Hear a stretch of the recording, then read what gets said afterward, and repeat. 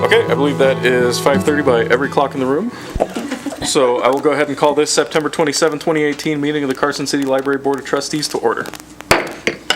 We can proceed with the roll call. Chairperson Hayes. Present. Vice Chair Long. Here. Trustee Hayes, Trustee Tholinger. Here. Trustee Cranston. Here. Trustee Patton. Here. A quorum's present. Thank you very much. With that, we'll move on to item 2, public comment. If any members of the public wish to address the Library Board of Trustees at this time, now would be the time. Seeing none forthcoming, we'll move on to item 3, approval of the meeting minutes from the previous meeting of August 23rd, 2018.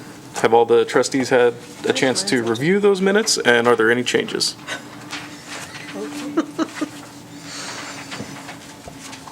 If there are no changes, I would entertain a motion. I move to approve the minutes of the August 23rd meeting. I second. Those in favor, please signify by saying aye. Aye. Those opposed? Hearing none, the motion carries. Moving on to item 4, the Friends of the Carson City Library report. The report is in your packet. I think it was pretty complete. The only thing I can add to it is we had a half-off sale in the entire store last Saturday when they were having the yard sale over here. We did very well, so thanks for the suggestion. And everything is going good, except we're still getting so many donations, we have no place to put them, so come and buy books. Excellent, thank you very much. With that, we'll move on to item 5, the Library Board of Trustees business, starting with item A, discussion and possible action to approve the Nevada Public Library's fiscal year 2019 State Collection Development Grant application. Okay, so in your package, you're going to see the letter asking us to apply for that grant. We have worked on that grant. Jeremy has that in the packet for signature, and it is the way the state does this with collection development grant funding. It's a very simple grant. It's for collections. They want you to do some type of program with that collection. And so I'll briefly tell you what that is. We're calling it Health Smart Carson City, and we are going to work with Carson City Health and Human Services to develop a collection, to further develop our collection of in-print and digital health materials. And then we will create a LibGuide for Carson City Library patrons and have that on our website moving forward. The grant amount is in the amount of $11,784, and just as background for this, this increase, last year I think it was, or 2 years ago, it was about $4,000 was due to our lobbying effort with the legislature and the money that was received through that. Is there any questions?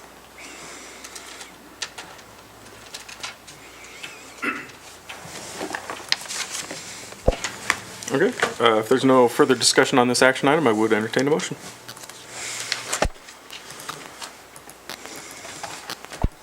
I make a motion that we approve the Nevada Public Library's, State Library's Development Grant application in the amount of $11,784. I second. Those in favor, please signify by saying aye. Aye. Those opposed? Hearing none, the motion carries. Moving on to item 5B, discussion and possible action to approve a $10,000 agreement between the Carson City School District and the Carson City Library Board of Trustees. Okay, so this item is coming back to you from the last meeting. We had a formatting issue and did not have for possible action on the item. So this is to approve a grant for the amount of $10,000 to run the new Entrepreneur Network program at the schools, at the Carson City schools, high school mainly. I think she's doing a little bit potentially in middle school. And it's through a contractor through the Special Library Services Program for Economic Development at the Adams Hub. Are there any questions?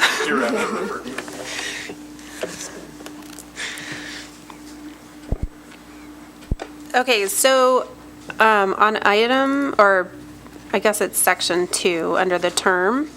So I get what it's trying to say, but I don't think that it's clear. It says, the term of this contract shall be for a period of 1 month, beginning September 1st and ending June 30th, 2019. So what I think it's saying is that it's each month. Go ahead. It actually, what you're seeing there, this was the original contract that came back, and there was, through emails and affirmation, it was agreed that we would write in 1 year. Okay. So it is for 1 year.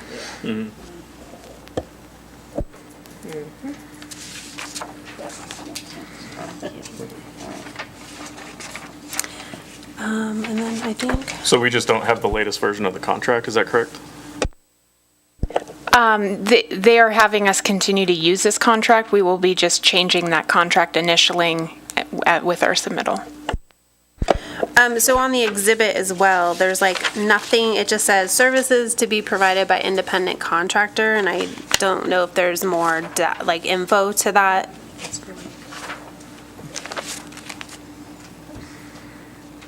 They're actually, with each of these sections, and I wasn't familiar with what was pulled for this, there actually are sections on each of this which the scope of work reflects exactly what the independent contractor is doing at the high school with a list of dates, and then the other is the city's liability and the city's insurance, and the city's W-9.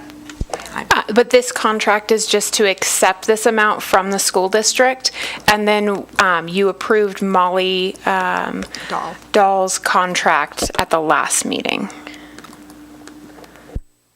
And that contract includes the work with the new program.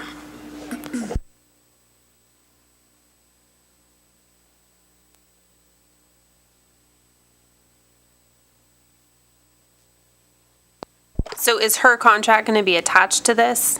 I guess my only concern is that I understand that it's all like together, but like looking at it, it's not, like if I had just this, I would really have no idea what this is. Speaking as somebody who wasn't here last month, but Hit your button. You have no idea. yeah, so since I wasn't here last month, I was kind of operating off the idea that this was the whole of the contract, and I didn't know we'd already approved something. So, So this is, so one of the things that you're looking at here is essentially we are almost a pass-through entity for receiving this funding. So we are receiving this funding from the school district to operate new network out of the Special Library Services Program for Economic Development at the Hub. Now, Molly's contract with the Special Library Services Program for Economic Development at the Hub in the Carson City Library is what was approved prior. Now, that contracted amount, we approved for $6,000 and some change because we did not have this contract in hand when we moved forward with that item. We received this contract from the school district, I think the day before the items were due in this packet.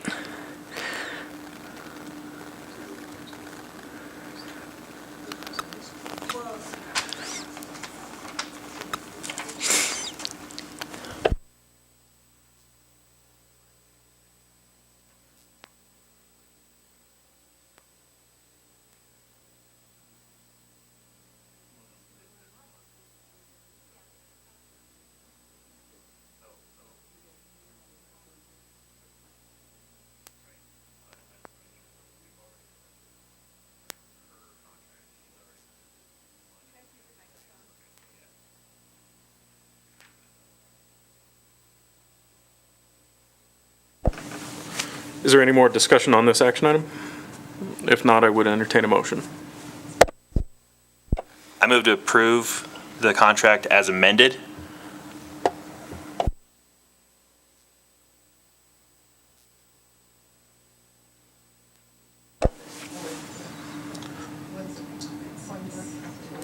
There is a suggested action on page 15.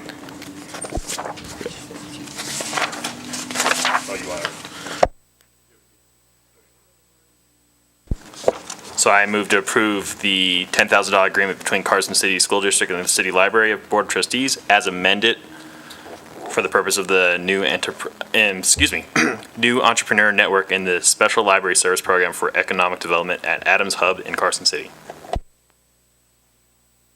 I'll second that. Those in favor, please signify by saying aye. Aye. Those opposed? Hearing none, the motion carries. Moving on to item 5C, to approve the RFP to identify a planning consultant or consultants for the strategic planning process. So in your packet, just so you're aware, there is not a cover page for that. So it's going to be found on page 23. Okay, I'd like to speak to this, and if you have any questions, handle those as well. This is the scope of work and the information that we are planning to go out for a request for proposal as soon as you approve that. And we do have several local consultants on a list to consider, and we would also be posting this to a larger consultants list. Did you have any questions about the request for the strategic planning services project?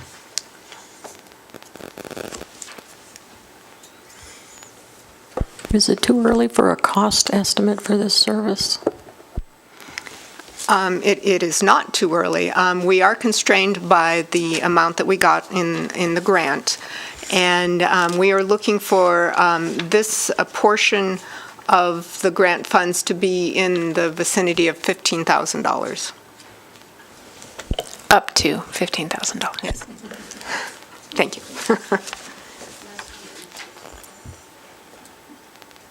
Now, and this just might be me having an awful memory, but when we were going through the strategic planning process a few years ago, did we hire a consultant for that back then, or I don't believe we did we?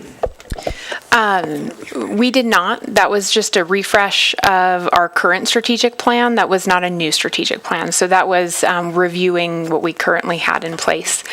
And that strategic plan was prepared by the interim library director and former library director over the time period that they were doing that. I can tell you right now that the library, especially with the current staffing levels that we have, we do not have the capacity to do this on our own, and that's why we went out for the grant. That makes sense. I didn't remember that it was an update. It wasn't a completely new plan.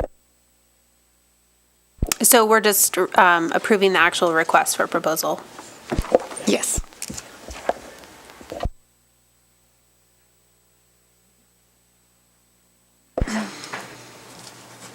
Are there any other questions or comments on this? If not, I would entertain a motion. I move to accept the request for proposal, or approve the request for proposal for the strategic planning services. Seconded. Those in favor, please signify by saying aye. Aye. Those opposed? Hearing none, the motion carries. With that, I believe we'll move on to item 6, the library director administrative reports. Okay, so you have your report, or my report in your packet. Just to go over a couple items, we did have, and you guys did receive this via email, but we did have another staff member. Today was her last day. She is moving over to the state library. I have asked the state library and Tammy to stop poaching our staff. I don't know if that will be granted, but I have asked. that will be a loss for us, and it is going to be a position that's going to be very hard to hire the way that we've been able to hire in the past. We've been very fortunate and lucky to pull in staff who are overqualified for the positions that they're taking, but with the state library opening up some new positions and actually filling some that they've had on hold, that makes that a little bit difficult because people don't have to relocate to take a promotion. They just have to go 3 blocks away. So that will make it a little bit difficult. Also with the cost of living and the cost of rent here in Carson City, bringing in a library assistant at what we have essentially budgeted for is going to be difficult. I just want you guys to know that. We do have that position advertised at the moment, and so we're hoping to get some good candidates for that and be able to proceed from that list. Then also just an update with the Access Services Manager. That position has been posted, and we do have some candidates who've applied for that, and we are looking at keeping that open until after the Nevada Library Association Conference, which would be about the 15th or 16th of October, and then we'll be proceeding with that position. We also did lose one of our on-call employees to the state library. She formerly worked at the state library, or she was working at the state library, but working for us part-time, but as a PERS employee in Carson City, and could not also take that role on at the state library. And so once she took that role on at the state library full-time, she was not able to do that with us anymore. So just FYI, so you guys know that information. I don't want to take away any of Valerie's story or anything that she has on that. The only other thing I guess I'll add, unless there's questions, is we were awarded a $3,500 travel grant from the State Library and Archives for 5 of our staff, now 4 of our staff, because one of the staff members was one of the ones to go to the State Library to attend the Nevada Library Association Conference. So, yes, it is in Las Vegas. Are there any questions?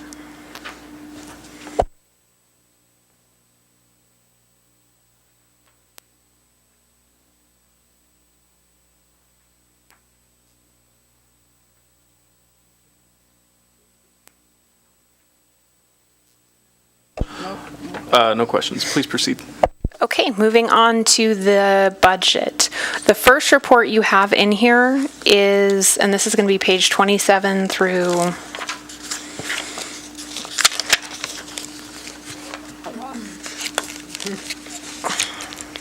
all the reports look the same. Hold on just a moment.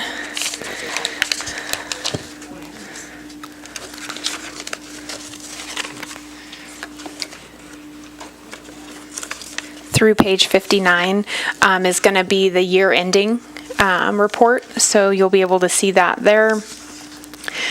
We did come in under budget for what we have budgeted for the city by approximately 4.5%, I believe, which generally speaking, we tend to give back about 3% each year, and most of that is salary savings. We did go over in a couple line items. Every year we do try to account for maybe some of the different services and different things we've added. Question? Jeremy? Looking at page 27, is this not an additive total at the bottom?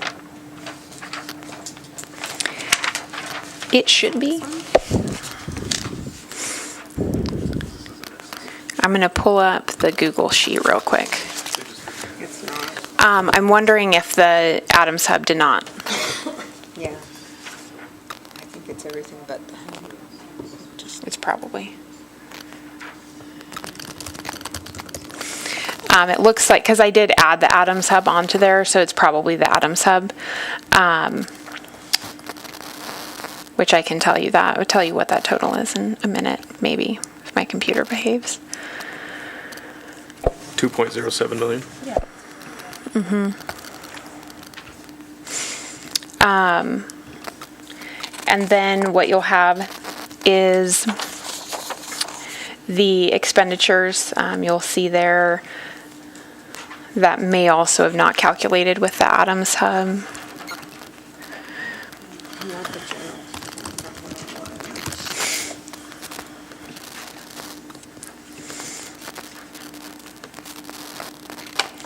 I believe it was fixed for the actual pie chart, but not the calculation is what it appears for me.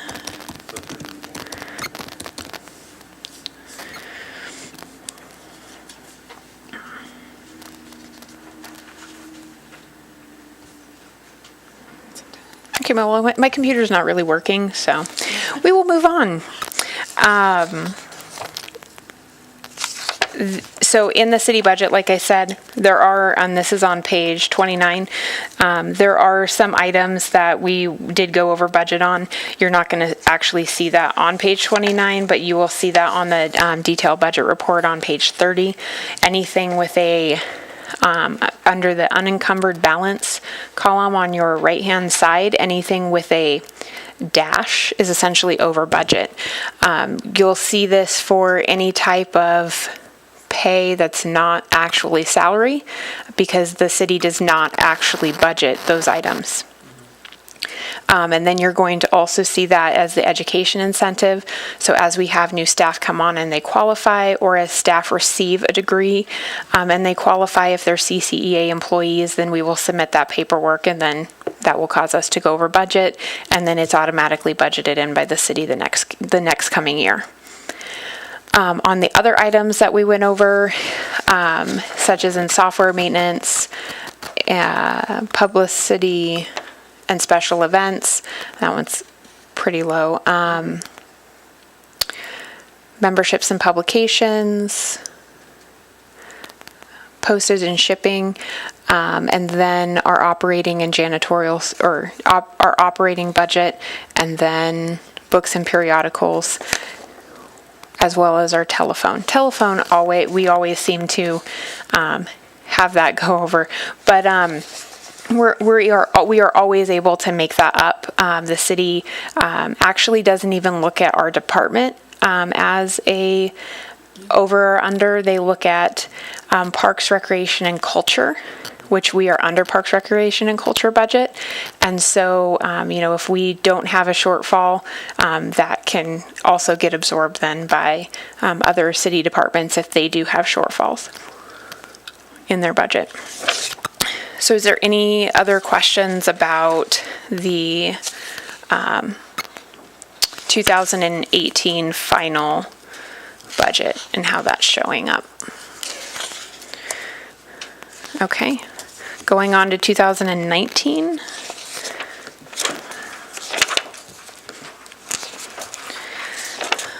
So now you're going to see again our new dashboard, how that's showing up, and then how we are currently expended. We are currently 17% through the year as of this accounting, and we are 14% spent. So we are on budget, under budget, and moving forward. One of the significant hits to our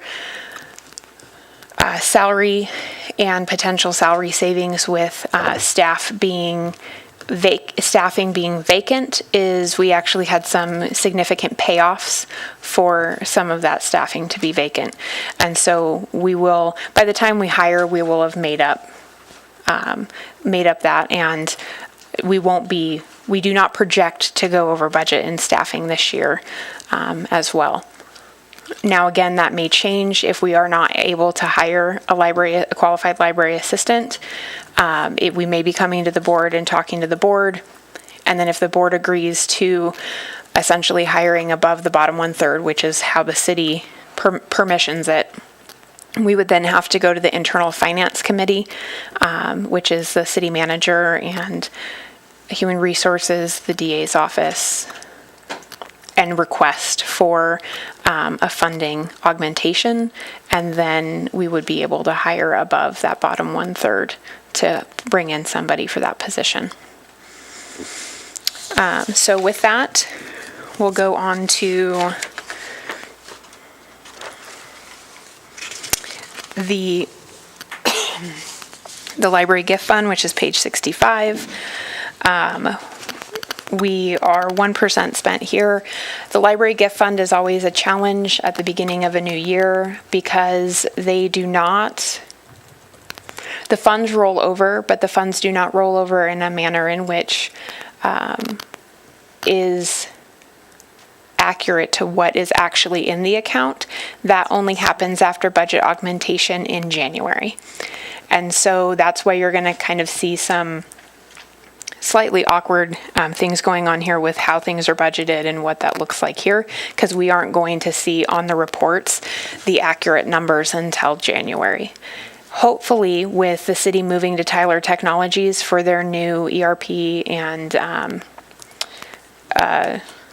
financial system, that this will be fixed in that process, but that's yet to be seen. That will be implemented at the end of this year, beginning of next year.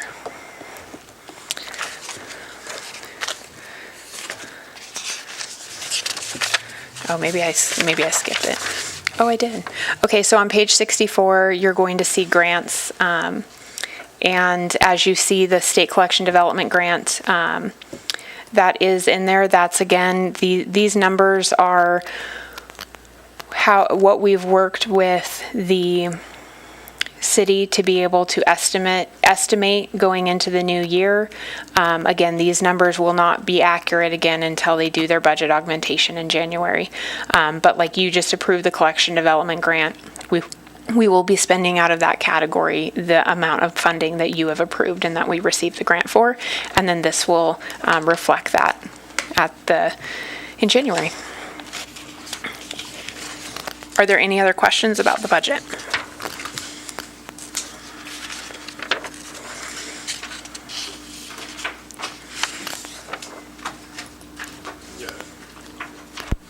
Nope, thank you very much, Okay. Steve.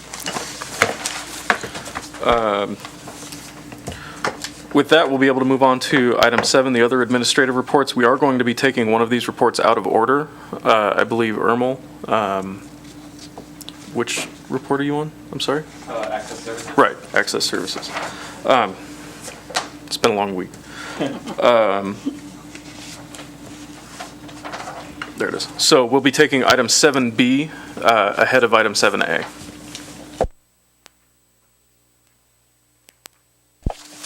Okay, so if you take a look at the report, I have 2 talking points: virtual reality and the National Voter Registration Day.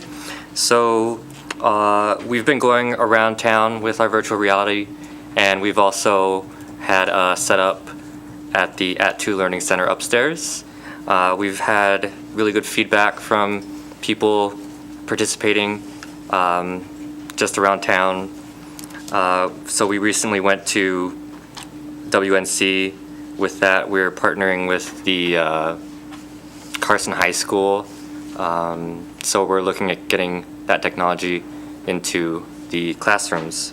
And then for National Voter Registration Day, we had 15 registrations for the day. We partnered with the League of Women Voters, who ran the booth and talked and interacted with anyone who came by and signed them up to vote.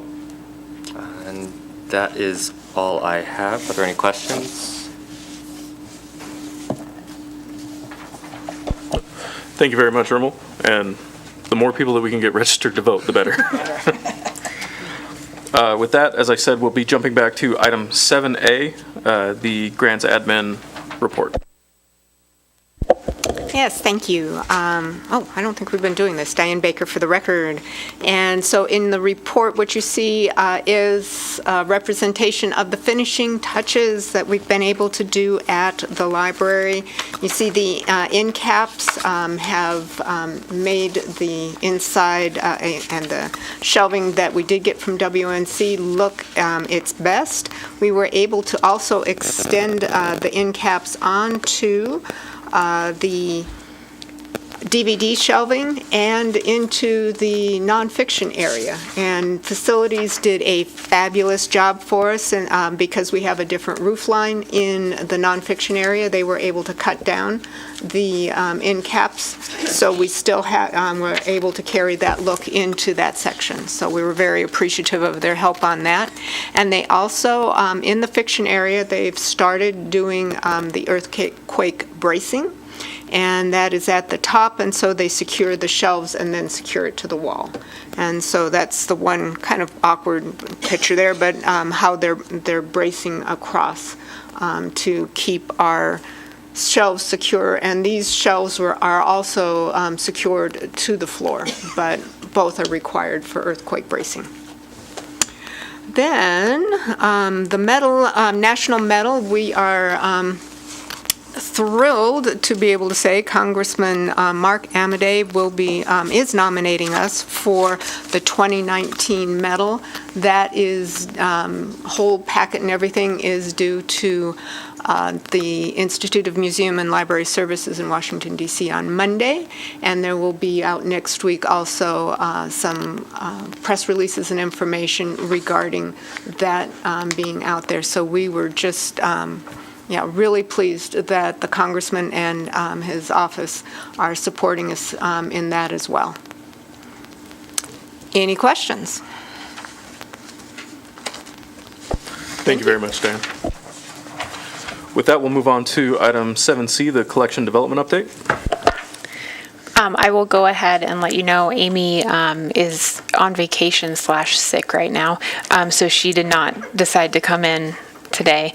But you do have her report in your packet, and that's all I will say. Excellent, thank you very much. With that, we'll move on to item 7D, the creative learning update. Okay, don't read Amy's because I also spoke about Banned Books Week. We did not communicate that very well. So our Banned Books Week event is happening right now as we speak. Our theme this year was Alice in Wonderland. We have two senior high school interns. They did an amazing job of setting up the display. If you haven't seen it yet, you need to come by and check it out. That was pretty much all them. And there's a little picture of it there too. They made those books out of construction paper. They really impressed me. I kind of just gave them an idea and they ran with it, so that has been great. They're doing STEM activities tonight. As of 9/17, there were 10 people already signed up. And we always get walk-ins there. I think it's just the Carson City. They don't like committing. But we always get walk-ins, and then we kicked it off with our family movie night, and we played Disney's Alice in Wonderland, and we had 11 in attendance for that. And then I wanted to let you guys know we are revamping our teen programs. We don't have a set vision yet. We haven't had teens showing up. Parks and Rec has not had teens showing up. So I spoke with Dan, and Parks and Rec and the library are now going to work together on our teen programming, hoping that maybe we'll get some more teens involved.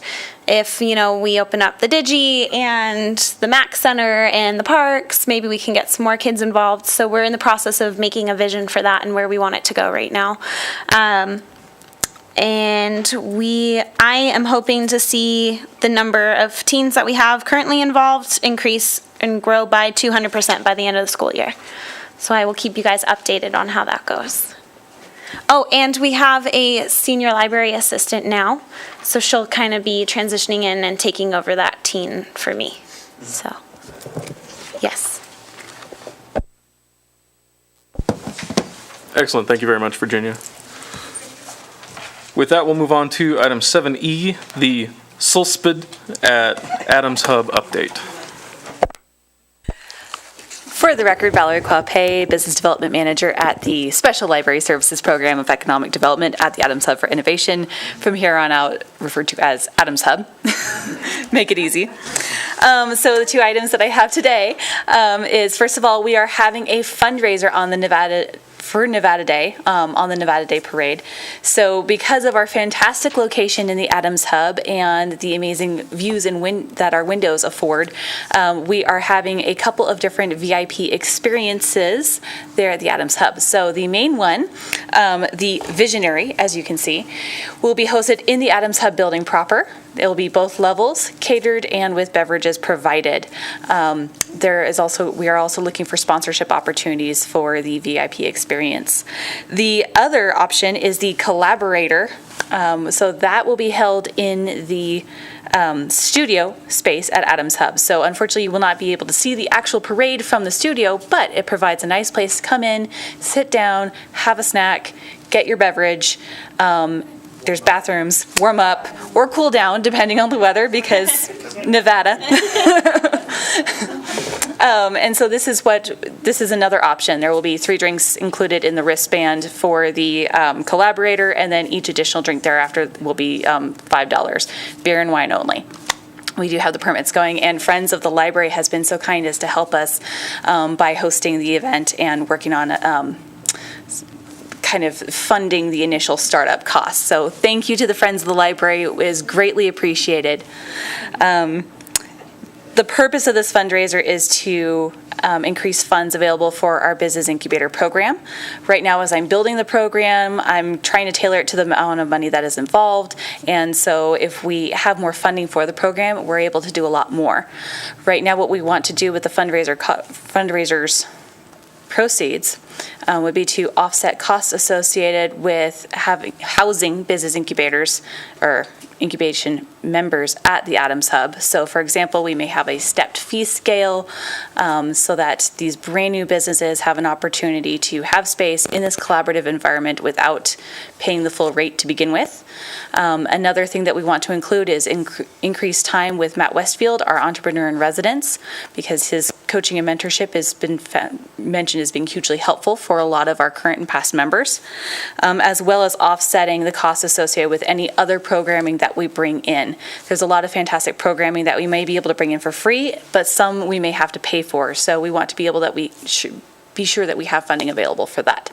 So that's where those monies are going to be going.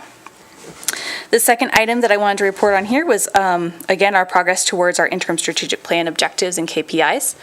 Kind of a rundown of the list there. The 3 that are completed include the ones previously reported on, so having all of the applicable business classes moved from the library over to the Adams Hub, as well as having the intern program plan completed.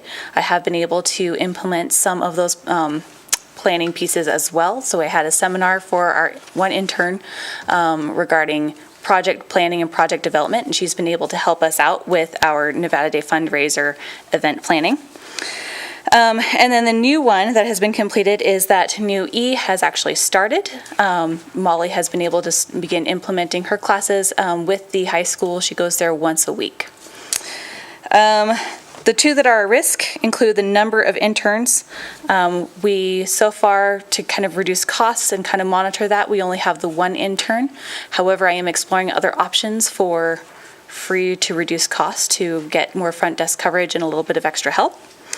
And the other one that is at risk is the response rate from Sina's survey. So the survey is set to be disseminated by the end of the month.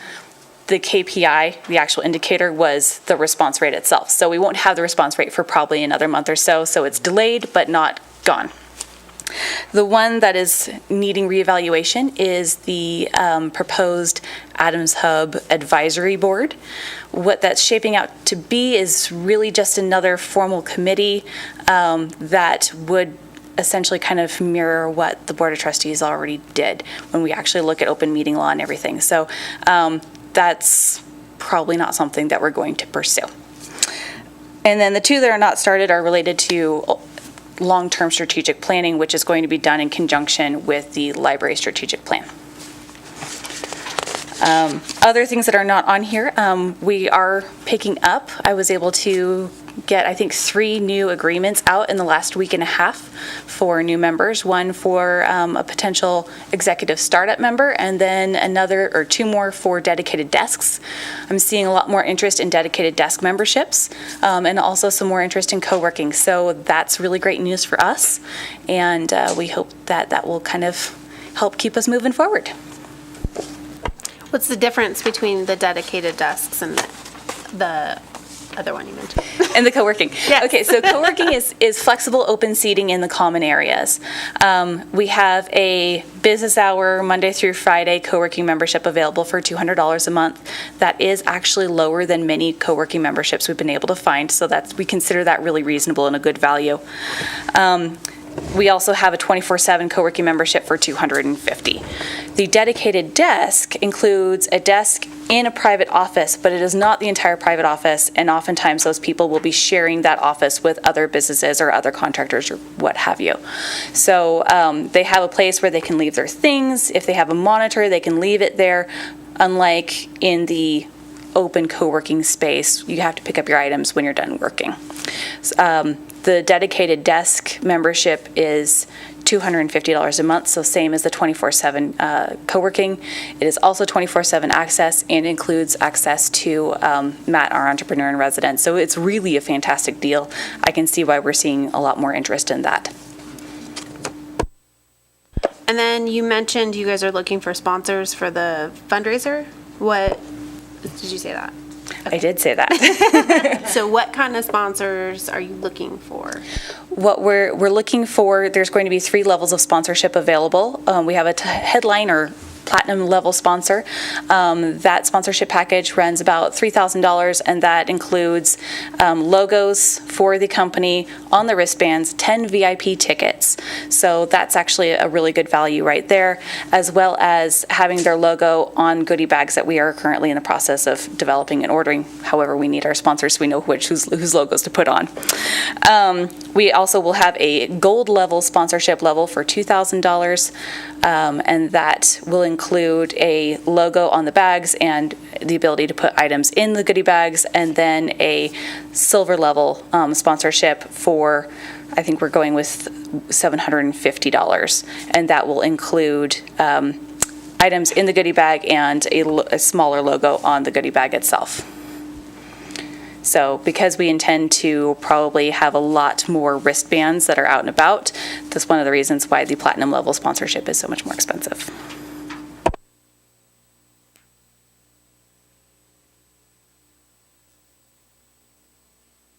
Have you started soliciting sponsors yet?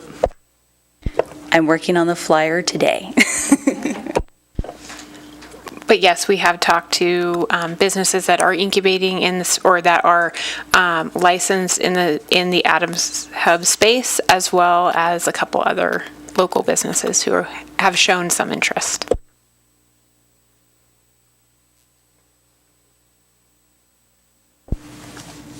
Excellent. Thank you very much, Valerie.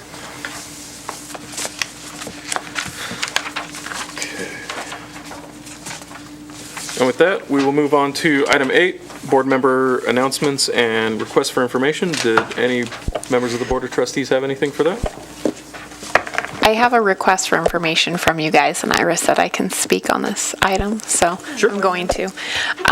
If there is anybody who would like to help with the Adams Hub fundraiser event on that Saturday, or even potentially, we will be participating in the Passport to Downtown the day before as well. Those are that Friday is a staff holiday, but Valerie and I will be participating. So if there is anybody who would like to help, that'd be wonderful. Also, if there's anybody who wants to walk or ride in our parade float for the parade, you are more than welcome to join us. Just let us know. What's the Passport to Downtown? I know I've heard of it before, but I don't know what it involves. They started it 3 years ago, and it's essentially to engage the community in the businesses that are on downtown. It's from the Downtown Business Association. And so you go around and get like this little passport book stamped with the different businesses you visit, and you can win prizes out of that. Proctor Street will be closed. There will be a like kids fun house and fun center that's sponsored by Food for Thought. So you'll be able to visit different businesses. So is it going to be like a library and Adams Hub collaborative thing, or are you going to just do Adams Hub? At this point, it is going to just be the Adams Hub because, like I said, it is a holiday. So, I mean, if we were to pay our staff, we would have to do it through contract, and that is expensive. So. Excellent. Thank you, Sina, and I'll be there to walk in the parade as per usual. With that, we'll move on to item 9, public comment. If any members of the public wish to address the library board, now would be the time. Seeing none forthcoming, we'll move on to item 10, adjournment. Is there a motion to adjourn? So moved. We are adjourned.